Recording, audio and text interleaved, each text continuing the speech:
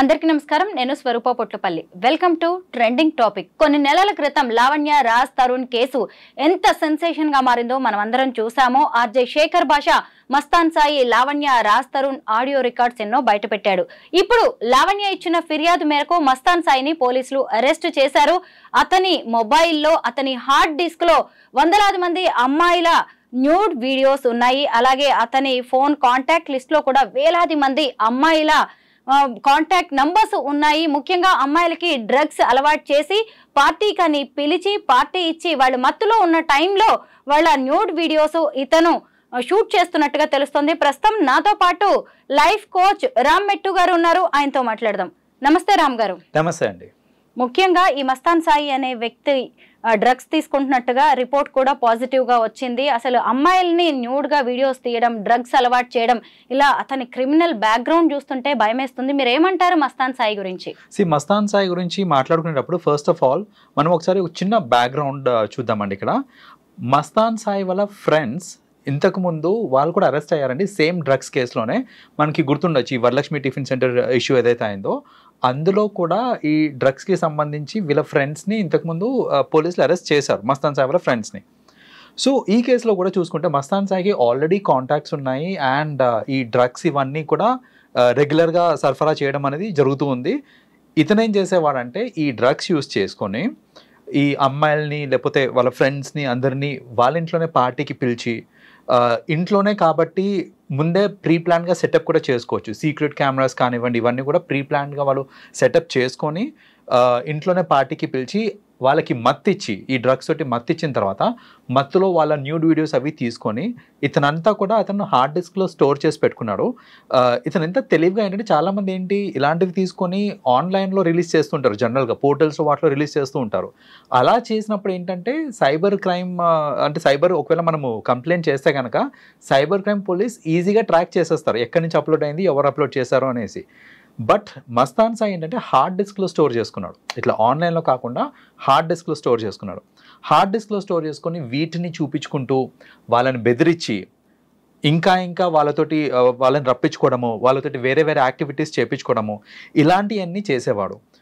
వాళ్ళకు కూడా ఏంటంటే ఇప్పుడు అమ్మాయిలకి కూడా ఏంటంటే వాళ్ళు ఎవరు చెప్పుకోలేని పరిస్థితి అది. బికాజ్ ఎవరికైనా చెప్పుకుందాము అంటే వీడియోస్ ఉన్నాయి, లీక్ అవుతాయేమో, పరువు పోతుందేమో, ఇవన్నీ ఆలోచించి వాళ్ళు కూడా ఏంటంటే ఇంకో గతి లేక పిలిచిన ప్రతిసారి వెళ్ళటము, వీళ్ళని యూజ్ చేసుకుంటూ వీళ్ళ ఫ్రెండ్స్ని పిలిపించుకోవడము, ఇలాంటివన్నీ చేసి at the end of the day ఇప్పుడు మన లావణ్య వల్ల మనకి తెలిసింది దట్ తను వెళ్ళి ఈ హార్డ్ డిస్క్ పోలీస్ స్టేషన్లో ఇవ్వగానే అసలు అందులో హండ్రెడ్స్ ఆఫ్ వీడియోస్ ఉన్నాయి, వేరే వేరే అమ్మాయిలు ఉన్నాయి, ఇవన్నీ ఇప్పుడు బయటపడింది కాబట్టి మనకు తెలిసింది.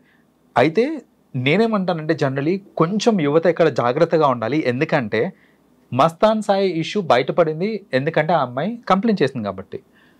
అసలు చెప్పాలంటే సిటీలో చాలామంది ఉన్నారండి ఇట్లా, వాళ్ళు ఏంటంటే ఇలా కైండ్ ఆఫ్ ట్రాప్ చేస్తూ ఉంటారు, స్పెషలీ ది యంగ్స్టర్స్ని. వాళ్ళకి ఏంటంటే డ్రగ్స్ ఇవన్నీ అనగానే కొంచెం టెంప్టేషన్, ఎలా ఉంటుంది ట్రై చేద్దాము, సరే పిలుస్తున్నారు కదా వెళ్ళి ఒకసారి ట్రై చేద్దాము అనేసి. కానీ ఇలాంటి కాన్సిక్వెన్సెస్ ఉంటాయని ఆలోచించకుండా వెళ్ళి ఈ డ్రగ్స్ ఇవన్నీ ట్రై చేసి ఈ ట్రాప్లో పడిపోయి దాని నుంచి బయటికి రాలేక చాలామంది చూసానండి, వాళ్ళు డిప్రెషన్కి వెళ్ళిపోతుంటారు, ఫ్రెండ్స్కి చెప్పుకోలేరు, ఫ్యామిలీకి చెప్పుకోలేరు. ఇవన్నీ అవుతున్నాయి just because of one wrong step. ఎలా ఉంటుంది డ్రగ్స్ ట్రై చేద్దాము అని ట్రై చేయడం. సో నేనేంటంటే సజెస్ట్ చేస్తానండి యువతకి దట్ మీరు ఏ స్టెప్ వేసినా కాన్సిక్వెన్సెస్ గట్టిగా ఆలోచించి స్టెప్ వేయాలి తప్ప ఏదో తొందరపాటులో వెళ్ళి మనం ట్రై చేద్దాము ఎలా ఉంటుంది అవన్నీ ఆలోచించి అనవసరంగా ఈ ట్రాప్లో పడకండి. నిజమే. అసలు ఈ మస్తాన్ సాయి అనే వ్యక్తి ఎంత సైకోలా తయారయ్యాడు అంటే, తను కనుక పిలిస్తే అమ్మాయిలు రాకపోతే నేను సూసైడ్ చేసుకుంటాను, ఇదిగోండి ఉరి వేసుకుంటున్నాను అని చెప్పి సెల్ఫీ వీడియోస్ రికార్డ్ చేయడం, వాళ్ళకి పంపించడం, బెదిరించి అమ్మాయిల్ని రప్పించడం, అంటే ఇలా కూడా అతను వాళ్ళని ట్రాప్ చేశాడు. అవునండి. ఇప్పుడు ఇది దేర్ ఆర్ వేరియస్ వేస్, అందులో ఇది ఒక టెక్నిక్ అతనిది. అంటే ఇప్పుడు జనరల్గా ఏంటంటే నువ్వు రాకపోతే నేను ఈ వీడియో అందరికీ చెప్పేస్తాను, లైక్ పబ్లిక్ చేస్తాను ఈ వీడియోని అని చెప్పడము, లేకపోతే నువ్వు రాకపోతే నేను సూసైడ్, ఒక వీడియో కూడా వచ్చింది ఆల్రెడీ ఒక బయటికి, నువ్వు రాకపోతే కనుక నేను చంపుకుంటాను అన్నట్టు ఒక వీడియో కూడా చేసుకున్నారు. సో ఇలా బెదిరించి ఇప్పుడు అవతల ఏంటి, సో నిజంగానే చచ్చిపోయాడేమో, చచ్చిపోతే కనుక ఇప్పుడు నేను ఇరుకుతాను, అనవసరంగా నేను ఇరుకుపోతాను ఇందులో అనే దీంతో వాళ్ళు వెళ్తారు, తప్పక వెళ్తారు. వెళ్ళాక మళ్ళీ యూటిలైజ్ చేసుకుంటాడు అతను ఈ ఆపర్చునిటీని. సో అలా ఇతను అందరినీ వేధిస్తూ ఉండేవాడు. ఈ అమ్మాయిని కూడా వేధించాడు, చెప్పాలంటే లావణ్యని కూడా వేధించాడు. బట్ అమ్మాయి ఏంటంటే కొంచెం తెలివి ఉపయోగించి సమ్హవ్ ఆ డిస్క్ని కొట్టేయడం వల్ల she is now in safe hands. And అసలు ఇదంతా బయటపడడానికి మూల కారణం అది. సో ఆ బ్రేవరీ చూపించినందుకు we should really appreciate her అండి.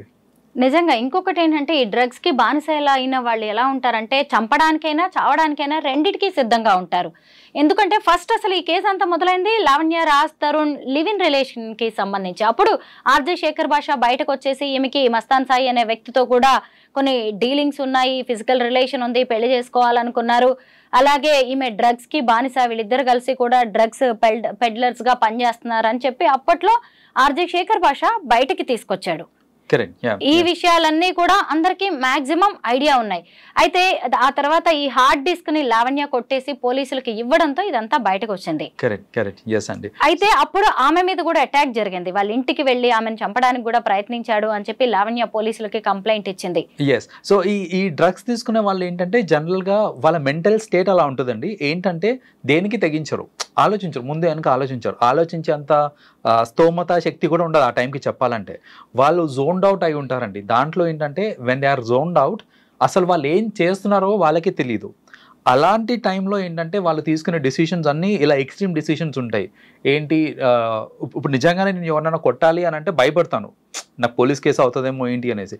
But when I'm influence by drugs, నేను డ్రగ్స్ తోటి ఇన్ఫ్లుయెన్స్ అయి ఉన్నప్పుడు ఏంటంటే అసలు నేను ఈ థాట్స్ అని రావు నాకు. నేను వాడిని చంపాలంటే పోయి చంపేస్తాను, నేను వాడిని కొట్టాలంటే పోయి కొట్టేస్తాను నేను. So at the same time అదే జోన్ అవుట్ అయి ఉన్న స్టేట్లో ఉన్నప్పుడు ఏంటంటే ఈ సెక్షువల్ ఫీలింగ్స్ ఇవన్నీ కూడా ఒక హైలో ఉన్నప్పుడు ఏంటంటే మనం ఆలోచించం లైక్ ఫ్యూచర్ అసలు నిజంగా ఇప్పుడు నేను వాళ్ళతో సెక్స్ చేస్తే ఇది ఫ్యూచర్లో నాకు ఇబ్బంది అవుతుందా లేదా ఇవన్నీ ఆలోచించం. ఆ జోన్డ్ అవుట్ మోడ్లో ఉన్నప్పుడు ఏంటంటే బ్రెయిన్ ఏం చెప్తే అది చేసేస్తూ ఉంటాము, కానీ we don't really think about consequences.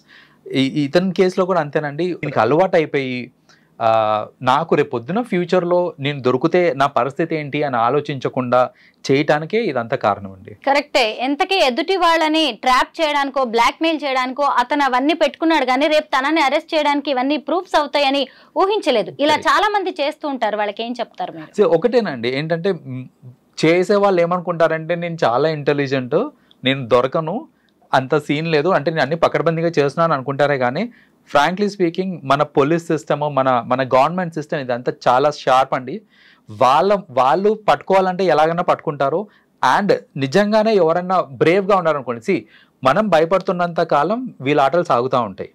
భయపడకుండా అంటే నా ఇమేజ్ ఏమవుతుంది, సపోజ్ ఇప్పుడు నాకే ఒక థ్రెటనింగ్ కాల్ వచ్చింది, నేనే అలాంటి సిచ్యువేషన్లో ఇరుక్కున్నాను అనుకోండి, నేను భయపడి వాళ్ళు చెప్పింది చేసేదానికంటే భయపడకుండా ధైర్యంగా నేను కనుక రివోల్ట్ అవుతున్నాను అనుకోండి, ఇట్లాంటి వాళ్ళందరూ చాలామంది బయటపడుతూ ఉంటారు. అండ్ ఫ్యూచర్లో ఎవరైనా ఇలాంటి పనులు చేయాలంటే ఆలోచిస్తారు, ఇంతమంది బయటపడుతున్నారంటే it is not so safe to do this అనేసి.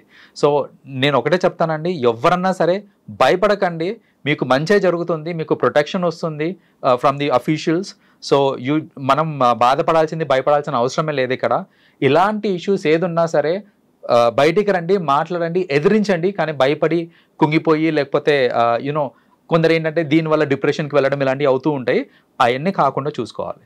మన చుట్టూ ఇంత జరుగుతోంది అనే విషయం ఈ Lavanya Raj Tarun live in relationship తర్వాత నన్ను పెళ్లి చేసుకుంటాను, తన భార్యనని చెప్పి నన్ను మోసం చేశాడు, వేరే అమ్మాయితో ఉంటున్నాడు అని లావణ్య కేసు పెట్టడంతో ఇవన్నీ బయటకు వచ్చాయి. అసలు నిజంగా ఒకవేళ లావణ్య రాజ్ తరుణ్ ప్రేమించుకున్న పెళ్లి చేసుకుని ఉంటే అయిపోయేది. కానీ లివ్ ఇన్ రిలేషన్ అంటూ ఆమె వేరు వ్యక్తులతో అఫైర్స్ పెట్టుకుంది. అందులో మస్తాన్ సాయి ఉన్నాడు, చింటూ ఉన్నాడు అని ఆర్జే శేఖర్ భాష ఇవన్నీ బయట పెట్టడంతో బయటకు వచ్చాయి. అసలు ఈ రోజుల్లో యువత పెళ్లి అంటే అదో పెద్ద గుదిబండ అయిపోతుంది, లివ్ ఇన్ రిలేషన్ అయితే మనం ఎప్పుడంటే అప్పుడు కలిసి ఉండొచ్చు, విడిపోవచ్చు అనే ఒక రాంగ్ ఇంటెన్షన్ తోటి ఈ రిలేషన్స్ కి వెళ్తున్నారు. వీటి మీద మీ అభిప్రాయం ఏంటి? లివ్ ఇన్ రిలేషన్షిప్స్ ఈ మధ్య చాలా కామన్ అయిపోయినాయండి. ఇది కామన్ అవడానికి వేరియస్ రీజన్స్ ఉన్నాయి. ఒకటి ఏంటంటే the independence, new found independence. ఇంతకుముందు ఏంటంటే అంత ఇండిపెండెన్స్ ఈ యువతలో ఉండేది కాదు. లైక్ పేరెంట్స్ తోటి ఉండేవాళ్ళు. అండ్ ఈ మధ్యన ఏంటంటే ఇప్పుడు సపోజ్ ఇప్పుడు చదువుకోవడానికి లేకపోతే ఎంప్లాయ్మెంట్ కోసం అనేసి డిఫరెంట్ సిటీస్కి మూవ్ అవటము, అంటే ఇంట్లోంచి బయటికి వెళ్ళటము. ఇంట్లోంచి బయటికి వెళ్ళి నేను వేరే సిటీలో ఉంటున్నాను అని అంటే మోస్ట్ ఆఫెన్ పేరెంట్స్ కూడా చాలా మందిని చూస్తానండి, they don't even visit. Like వచ్చారు, అసలు ఎక్కడ ఉంటున్నారు ఏంటి ఎలా ఉంటున్నారు విజిట్ చేద్దామని కూడా లేకుండా ఉంటారు. ఇలాంటి కేసెస్లో ఏంటంటే ఈ లివ్ ఇన్ రిలేషన్షిప్స్ మనకి చాలా there are many places like Madhapur కానివ్వండి, అట్ సైడ్ హైటెక్ సిటీ సైడ్ చూసుకుంటే కనుక మోస్ట్ ఆఫ్ ది అపార్ట్మెంట్స్లో అందరూ లివ్ ఇన్లోనే ఉంటారు అక్కడ. ఈ లివ్ ఇన్లో ఉండడానికి మేజర్ రీజన్ ఎందుకు people are moving towards live in relationships అని అంటే, ఫస్ట్ ఆఫ్ ఆల్ ఇక్కడ ఒక స్ట్రాంగ్ కమిట్మెంట్ అంటూ ఏం లేదు. సో ఇప్పుడు నేను ఒక అబ్బాయితో పెళ్ళయింది అని అంటే నాకు ఒక సెన్స్ ఆఫ్ రెస్పాన్సిబిలిటీ ఉంటుంది ఇక్కడ. ఆ సెన్స్ ఆఫ్ రెస్పాన్సిబిలిటీ ఉండడం వల్ల ఏంటంటే మనం జాగ్రత్త పడతాం, ఏమైనా చేయాలన్నా దేనికైనా సరే ఒకసారి ఆలోచిస్తాం మనం. బట్ లివిన్లో ఉన్నప్పుడు ఏంటంటే రెస్పాన్సిబిలిటీ అనేది లేదు. సో ఇప్పుడు నేను ఒకరితో లివిన్లో ఉంటూ నేను ఇంకొకరిని కూడా if I really want to try, if I want to go sleep around, నేను ఆలోచించను. ఎందుకంటే నాది ఒక ఫార్మల్ కమిట్మెంట్ కాదు. రేపు పొద్దున నేను ఇంట్లో నుంచి బయటికి వెళ్ళిపోవచ్చు. సో ఇలాంటి ఇండిపెండెన్స్ ఉండడం వల్ల, ఇలాంటి కమిట్మెంట్స్ లేకపోవడం, I mean relationship wise commitments లేకపోవడం వల్ల ఇలాంటివి అవుతూ ఉన్నాయి. బట్ ఇక్కడ కూడా ఆలోచించాల్సింది ఏంటంటే, ఉన్నంత కాలం బాగానే ఉంటారు, డిఫరెన్సెస్ వస్తాయి చూడండి, అప్పుడు స్టార్ట్ అవుతుంది ఈ బ్లాక్ మెయిలింగ్, ఇవన్నీ స్టార్ట్ అవుతూ ఉంటాయి అన్నమాట. అంటే ఇప్పుడు సపోజ్ ఒక అమ్మాయి ఒక అబ్బాయిని బ్లాక్మెయిల్ చేయొచ్చు, లేదా అబ్బాయి అమ్మాయిని బ్లాక్మెయిల్ చేయొచ్చు. ఏంటంటే నీకు పెళ్ళైపోయిన తర్వాత, సో వాళ్ళు సపరేట్ అయిపోయారు, పెళ్ళైపోయిన తర్వాత మనం అప్పుడు కలిసి ఉన్నాం కదా, నేను మీ హస్బెండ్కి చెప్తాను, లేదా నేను మీ వైఫ్కి చెప్తాను అన్నట్టు ఇలాంటి బెదిరింపులు రావటము, ఇలాంటివన్నీ ఫ్యూచర్ కాన్సిక్వెన్సెస్ చాలా ఉంటాయండి. ఇవేమీ ఆలోచించకుండా కరెంట్ టైం గడిచిపోతే చాలు, మనం హ్యాపీగా ఉండి ఎంజాయ్ చేస్తే చాలు అనే థాట్ ప్రాసెస్లో ఈ లివిన్స్కి వెళ్తూ ఉంటారు. బట్ ఇక్కడ చాలా మంది ఏంటంటే ఫ్యూచర్లో రిగ్రెట్ అవుతూ ఉంటారు ఇలాంటి రిలేషన్షిప్ వల్ల. రామ్ గారు, నిజంగా ఈ లివ్ ఇన్ రిలేషన్షిప్స్, సహజీవనం అనే కాన్సెప్ట్ అసలు మొత్తానికే మార్చేశారు దాని మీనింగ్ని. ఎందుకంటే ఇంతకుముందు లివ్ ఇన్ రిలేషన్స్ అంటే ఎలా ఉండేవి, ఇద్దరు వ్యక్తులు కలిసి ఉండడం, ఒకళ్ళ అభిప్రాయాలు ఒకళ్ళు షేర్ చేసుకోవడం. కానీ ఇప్పుడు ఏంటంటే ఒకే వ్యక్తితో ఒక ఇంట్లో కలిసి ఉంటారు, వేరు వేరు అఫైర్స్. లావణ్య విషయంలో మనకి ఇలాంటివి ఆడియో రికార్డ్స్ చూస్తేనే ఎన్నో బయటపడుతూ ఉంటాయి. ఎన్నో క్యారెక్టర్స్, అసలు రాజ్ తరుణ్ నన్ను మోసం చేశాడని అమ్మాయి కేసు పెడితే అనేక మంది క్యారెక్టర్స్ అందులోకి వచ్చారు. అంటే ఇంకొకటి ఏంటంటే, కొంతమంది హాస్టల్ ఫీజు కలిసి వస్తుందనో, లేదంటే కొంత డబ్బులు సేవ్ చేసుకోవచ్చనో, లేదంటే బిఫోర్ మ్యారేజ్ ఎంజాయ్మెంట్ కోసమో ఇలా లివ్ ఇన్ పేరుతో కలిసి ఉంటున్నారండి. అవును, కరెక్టేనండి. సో అలా కలిసి ఉండడం వల్ల ఇప్పుడు చూడండి, ఈ రాజ్ తరుణ్ కేసు వీటిలో కూడా చూసుకుంటే రాజ్ తరుణ్కి కూడా వేరే వాళ్ళతో అఫేర్ ఉండాలి, ఈ అమ్మాయికి వేరే వాళ్ళతో అఫేర్ ఉండాలి. అదే ల్యాక్ ఆఫ్ కమిట్మెంట్ అంటారు. ఈ ల్యాక్ ఆఫ్ కమిట్మెంట్ ఎప్పుడు వస్తుంది అంటే ఈ దీనివల్లనే, రిలేషన్షిప్స్లో, లివ్ ఇన్ రిలేషన్షిప్స్లో ఉండడం వల్ల. అండ్ మీరు అన్నట్టు యువత జనరల్గా ఏంటంటే ఒక లివ్ ఇన్ రిలేషన్షిప్లో ఉన్న అడ్వాంటేజెస్ని ఎత్తుక్కొని అవి మాత్రమే చూసి వెళ్ళిపోతున్నారు. మీరు అన్నట్టు నాకు హాస్టల్ ఫీజ్ తప్పుతుంది, at the same time I can enjoy with the other person, like with నాకు మ్యారేజ్ కాకుండా కూడా I can sexually enjoy. So ఆ సెక్షువల్ ఎంజాయ్మెంట్ కోసం అవ్వచ్చు. లేదా ఇంకొకటి ఏంటంటే ఖర్చులు కూడా షేర్ అవుతూ ఉంటాయి అనేసి, లైక్ మొత్తం ఎక్స్పెన్సెస్ ఏవైతే ఉన్నాయో అవి షేర్ అవుతాయి అనేసి. అండ్ కొందరైతే దీన్ని ఒక స్టేటస్ లాగా తీసుకుంటారు. ఏంటంటే లివ్ ఇన్ రిలేషన్షిప్లో ఉంటే అది గొప్ప అని అనుకునే వాళ్ళు కూడా ఉన్నారు చాలామంది. సో ఆ గొప్పలకి పోయి లివ్ ఇన్ రిలేషన్షిప్స్లో ఉన్న వాళ్ళు కూడా ఉంటారు. సో ఏంటంటే వీళ్ళందరూ ఈ రోజీ సైడ్, ఈ పాజిటివ్ సైడ్ చూసుకొని ఇలాంటి రిలేషన్షిప్స్లోకి వెళ్తున్నారే కానీ ది అదర్ సైడ్ చూడకుండా వెళ్ళిపోవడం వల్ల ఫ్యూచర్లో చాలా అనర్థాలు అవుతూ ఉంటాయండి. ఈ లివ్ ఇన్ వల్ల మల్టిపుల్ రిలేషన్సే కాదండి, డ్రగ్స్ లాంటివి విపరీతంగా, ఈ పార్టీస్ కూడా పెరుగుతున్నాయి. అదే నిజంగా పెళ్ళైపోయి లావణ్య, రాజ్ తరుణ్ లాంటి వాళ్ళు కలిసి ఉంటే అదొక ఫ్యామిలీ లాగా చూసే వాళ్ళకి కనిపిస్తుంది. కానీ ఇప్పుడు అంతా లివ్ ఇన్ రిలేషన్ పేరుతో అందరూ బ్యాచులర్సే కదా, దాంతో ఈ డ్రగ్స్, మందు పార్టీలు, అమ్మాయిలు, సిగరెట్స్ తాగడం, స్మోకింగ్ ఏంటి, డ్రింకింగ్ ఏంటి, అంతా ఇదే కనిపిస్తుంది తప్ప ఒక ఫ్యామిలీ అట్మాస్ఫియర్ అనేది అక్కడ ఆ ఇంట్లో కనిపించట్లేదు. ఫ్యామిలీ అట్మాస్ఫియర్ జనరల్గా ఏంటంటే పెళ్లి అనేది పెద్దలు చేస్తారండి, కాబట్టి పెద్దవాళ్ళు ఉంటారు, ఒక ఫ్యామిలీ అట్మాస్ఫియర్ ఉంటుంది. ఈ లివ్ ఇన్ రిలేషన్షిప్స్లో పెద్దవాళ్ళు అనేది టోటలీ వాళ్ళ అసలు పాత్రనే ఉండదు దీంట్లో. సో ఇక్కడ ఏమవుతుందంటే ఈ లివ్ ఇన్ రిలేషన్షిప్స్లో ఉన్న వాళ్ళు ఏదైతే ఫ్లాట్స్లో ఉంటారో ఆ ఫ్లాట్స్కి పెద్దవాళ్ళ యాక్సెస్ ఎలాగో ఉండదు. పెద్దవాళ్ళ యాక్సెస్ ఉండదు కాబట్టి దాన్నే వాళ్ళు పార్టీ హౌసెస్ కింద మార్చుకోవడము, వీకెండ్స్కి ఫ్రెండ్స్ రావటము. ఇందులో మళ్ళీ ఇంకోటి కూడా, వీళ్ళు ఏంటంటే ఉండేది 2 bedrooms 3 bedrooms ఉంటారు, అందులో వీళ్ళు ఒక బెడ్రూమ్ లో ఉంటారు అంతే, ఇంకో 2 bedrooms వాళ్ళ ఫ్రెండ్స్ యూజ్ చేసుకుంటా ఉంటారు. సో ఇలాంటివి కూడా అంటే వీకెండ్స్కి ఇలా ఫ్రెండ్స్ రావటము ఇలాంటివి కూడా అవుతూ ఉంటాయి. సో ఆ ఫ్యామిలీ అట్మాస్ఫియర్ అనేది వీ కెనాట్ ఈవెన్ ఎక్స్పెక్ట్ అండి, బికాస్ ఇలాంటి రిలేషన్షిప్స్లో పెద్దవాళ్ళ ఇన్వాల్వ్మెంట్ ఉండదు కాబట్టి జనరలీ ఇలా పార్టీ హౌస్ లాగా చేసి డ్రగ్స్ అని, దాంట్లో డ్రగ్స్ కూడా యాడ్ అవుతాయి, ఆల్కహాల్, స్మోకింగ్ ఇవన్నీ వస్తాయి. ఆపే వాళ్ళే ఉండరు కాబట్టి. ఇంకోటి ఏంటంటే చాలామంది ఇది కూడా అనుకుంటారండి, పెళ్ళైనాక ఎలాగో నేను ఇవన్నీ చేయలేను, పెళ్ళి కాకముందే ఎంజాయ్ చేసేద్దాం లైఫ్ని, పెళ్ళైనాక నాకు ఎలాగో రిస్ట్రిక్షన్స్ ఉంటాయి, మై వైఫ్ లేదా హస్బెండ్ చేయనియరు, ఇలాంటి థాట్స్ లో కూడా ఉండి ఏంటంటే చాలా మంది పెళ్లికి ముందే ఇలా లివిన్స్ లో ఉండి లైఫ్ ఎంజాయ్ చేయడం చేస్తుంటారండి. ఇప్పుడు ఈ బ్యాచ్ అందరూ కూడా బిలో 35 years, లావణ్య, రాజ్ తరుణ్, మస్తాన్ సాయి, శేఖర్ భాష, చింటూ, ప్రీతి, వీళ్ళందరూ బ్యాచ్ అనమాట. ఇప్పటికి వరకు మనకి బయటకు వచ్చిన పేర్లు ఇవి మాత్రమే. అయితే వీళ్ళందరూ కూడా డ్రగ్స్, మందు పార్టీలు, blackmailing, nude videos, shooting, physical relations, వీళ్ళందరూ కూడా యూత్ గానే మనం చూడొచ్చు. ఎవరిలోనైనా ఒక గోల్ కనిపిస్తుందా? మీరు ఒక పర్సనాలిటీ డెవలప్మెంట్ ట్రైనర్, మీరు ఎంతో మంది యూత్ కి గైడెన్స్ ఇస్తూ ఉంటారు. అలాంటిది ఒక గోల్ గురించి కూడా, జీవితం అంటే ఎలా ఉండాలని కూడా మీరు చెప్తూ ఉంటారు.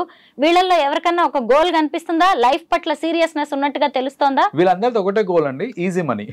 ఈజీ మనీ అండ్ ఎంజాయ్మెంట్, ఇది ఒకటే గోల్ కామన్ గా కనిపిస్తుంది. అంతే, డబ్ల్యూ అంటే ఈజీ మనీ ఒకటి కావాలి, నాకు ఎంజాయ్మెంట్ కావాలి, luxurious life.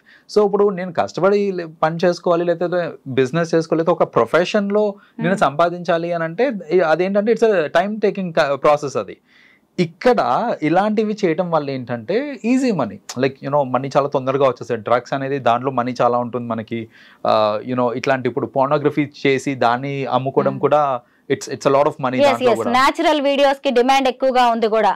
True, that pre-planned shoot కంటే కూడా. Exactly. So ఇలాంటి డిమాండ్స్ ని కేటర్ చేసే వీడియోస్ వీళ్ళు న్యాచురల్ గా తీస్తారు కాబట్టి దీంట్లో కూడా మనీ ఎక్కువ వస్తుంది. సో వీళ్ళందరూ ఏంటంటే at the end of the day enjoyment money. ఇప్పుడు చాలా మంది కష్టపడి పని చేస్తూ ఉంటారు, కానీ వాళ్ళ పని వాళ్ళకి ఇష్టం ఉండకపోవచ్చు, దానిలో ఎంజాయ్మెంట్ ఉండకపోవచ్చు.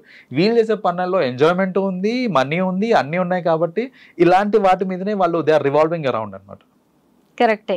ఎవరిని చూసినా గానీ ఒక ఫోకస్ లేదు, ఒక ఎయిమ్ లేదు, ఇష్టం వచ్చినట్టుగా తిరగడం, ఇష్టం వచ్చినట్టుగా డబ్బు, చేతి నిండా డబ్బు. తల్లిదండ్రులు కూడా మరి పట్టించుకోవట్లేదా వీళ్ళని? పట్టించుకున్నా వీళ్ళ తల్లిదండ్రుల మాట వినరంటారా? టు అన్ ఎక్స్టెంట్ వరకు పట్టించుకుంటారండి. కొందరు ఏంటంటే ఇంకా చెప్పి విసిగెత్తి లైట్ ఇంకా వాళ్ళు ఏంటంటే ఇంకా చెప్పలేక, ఎందుకంటే చిన్నపిల్లలు అంటే కొడతారో తిడతారు ఏదైనా ఉంటుంది. వీళ్ళందరూ చిన్న పిల్లలు కాదండి, వీళ్ళందరూ they are matured, they are adults. చెప్పాలంటే మెచ్యూర్డ్ అడల్ట్స్. ఒక మెచ్యూర్డ్ అడల్ట్ అయిన తర్వాత నువ్వేం చేస్తున్నావు అనే ప్రశ్నించడానికి టు అన్ ఎక్స్టెంట్ వరకే ఫ్యామిలీకి హక్కు ఉంటుంది. బియాండ్ దాట్ ప్రశ్నించినా వాళ్ళు రెస్పాండ్ కారో, లేదా నీకేం తెలియదు నువ్వు ఊరుకో అంటారో, లేకపోతే నాకు డబ్బులు ఎక్కడి నుంచి వస్తున్నాయి, నీకు ఇంత డబ్బులు ఎక్కడి నుంచి వస్తున్నారు అంటే వాళ్ళు వేరే రీజన్స్ చెప్పుకుంటారు. వాళ్ళు నేను అది చేస్తున్నా ఇది చేస్తున్నా అనేసి ఏదైనా ప్రొఫెషనల్ ఇది చెప్తూ ఉంటారు, నేను యూట్యూబ్ వీడియోస్ చేస్తున్నాను అనేసి. సో ఏదో ఒకటి అలా చెప్పేసి వాళ్ళు చెప్తారే కానీ, కప్పి పెట్టేస్తారే కానీ నేను నిజంగానే డ్రగ్స్ అమ్ముకుంటున్నాను వాళ్ళు చెప్పకపోవచ్చు వాళ్ళ పేరెంట్స్కి. సో వాళ్ళకు కూడా ఇన్ వే చెప్పాలంటే ఇది ఒక షాక్ లాంటిది వాళ్ళకు కూడా. పరువు పోయే విషయమేనండి. తల్లిదండ్రులు మొహం చూపించుకోగలరా ఎవరికైనా? వాడు మా బిడ్డే అని చెప్పుకోగలరా? అసలు బెయిల్ ఇప్పించడానికన్నా బయటికి రాగలరా? అలాంటి కేసులు ఇవి. నాకు ఎంత ఆశ్చర్యం వేస్తుందంటే లావణ్య రాజ్ తరుణ్ కేసు బయటకు వచ్చినప్పటి నుంచి అనేక రకాలైన ప్రూఫ్స్ బయటకు వచ్చాయి. ఆడియో కాల్స్ అండి, మనం ఒకళ్ళతో ఫోన్ మాట్లాడుతున్నప్పుడు ఎంత నమ్మకంగా మాట్లాడతాం, అలాంటిది వీళ్ళల్లో ఒకళ్ళకి ఒకళ్ళ మీద నమ్మకమే లేదు. ఎవరు చూసినా కాల్స్ రికార్డ్ చేసుకోవడం, ఇప్పుడు అవసరమయ్యేసరికి బయటికి వాటిని వదలడం. ఏ సోషల్ మీడియాలో ఏ డిజిటల్ మీడియాలో చూసినా వీళ్ళ ఆడియో రికార్డ్సే. అంటే మనిషి మీద మనిషికి నమ్మకాలు లేకుండా ఎందుకు పోతుంది? అంటే తప్పు చేయడం వల్లే కదా. ఆబ్వియస్లీ అండి, తప్పులు వీళ్ళు ఫస్ట్ ఆఫ్ ఆల్ ఈ లెవెల్లో తప్పు చేస్తున్నారు అని అంటే వాళ్ళ సేఫ్ సైడ్ లో వాళ్ళు ఉంటారు. ఇన్ఫాక్ట్ చెప్పాలంటే వాళ్ళు ఫ్యూచర్లో నన్ను ఎవరన్నా ఇచ్చేసిన, ఇప్పుడు బ్లాక్ మెయిలింగ్ అనేది ఇట్స్ అ కామన్ ఎలిమెంట్ వీళ్ళందరిలో. సో నాకు బ్లాక్ మెయిల్ చేయడానికి ఏదో ఒక సోర్స్ ఉండాలి కాబట్టి వాళ్ళ కాల్స్ని వాళ్ళే రికార్డ్ చేసుకోవడము ఇలాంటివన్నీ చేశారు. ఇన్ అవే చెప్పాలంటే అదే వీళ్ళ కొంప ముంచింది ఇప్పుడు, బికాస్ మనకి అవే ఆధారాలు ఇప్పుడు. సో జనరల్గా ఇప్పుడు మీరు అన్నట్టే నేను నా ఫ్రెండ్ తోటి మాట్లాడుతున్నానంటే ఒక ట్రస్ట్ తోటి మాట్లాడుతుంటాను. దట్ కాల్ రికార్డింగ్ అవ్వట్లేదు, నేను ఓపెన్గా నా ఫీలింగ్స్ నేను చెప్పుకుంటాను, నా బాధలు నేను చెప్పుకుంటాను. సో ఇవన్నీ ఏంటంటే షేర్ చేసుకుంటున్నాము with a factor of trust. వీళ్ళందరిలో చూసుకుంటే అసలు ట్రస్ట్ ఫ్యాక్టర్ అనేదే లేదు, ఒకరి మీద ఒకరికి ట్రస్టే లేదు. అందరు వీడియోస్ అందరు ఆడియోస్ వీళ్ళే రికార్డ్ చేసుకుంటున్నారు, అందరూ దాచిపెట్టుకున్నారు, మళ్ళీ ఏంటంటే అవసరం వచ్చినప్పుడు యూజ్ చేసుకుందాం అనేసి. అలాంటి రిలేషన్షిప్స్ ఎందుకండి అసలు? నిజమేనండి. మస్తాన్ సాయి లాంటి వాళ్ళు తీసుకున్న గోతిలో వాళ్లే పడ్డారు. Thank you so much Ram గారు. థ్యాంక్ యూ అండి.